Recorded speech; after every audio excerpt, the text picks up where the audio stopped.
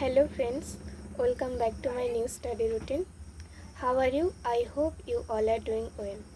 তো চলো আমি আমার আজকের দিনটাকে কতটা প্রোডাক্টিভ করতে পারলাম তোমাদের সঙ্গে শেয়ার করা যাক।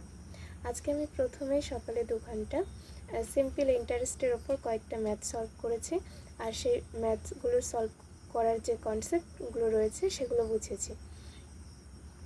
এরপর আমি 6টা থেকে 8টা পর্যন্ত ম্যাথ সলভ করার পর 1 ঘন্টার ব্রেক নিয়েছি।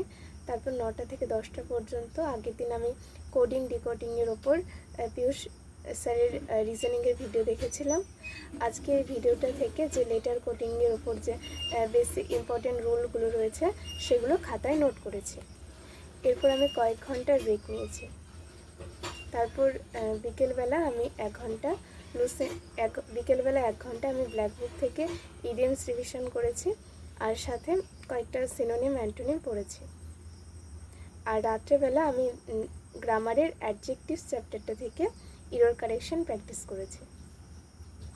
তো এটাই ছিল আমার আজকের স্টাডি রুটিন। তোমাদের যদি ভিডিওটা ভালো লাগে অবশ্যই একটা লাইক করে দিও, চ্যানেলটাকে সাবস্ক্রাইব করে আমার পাশে থেকো।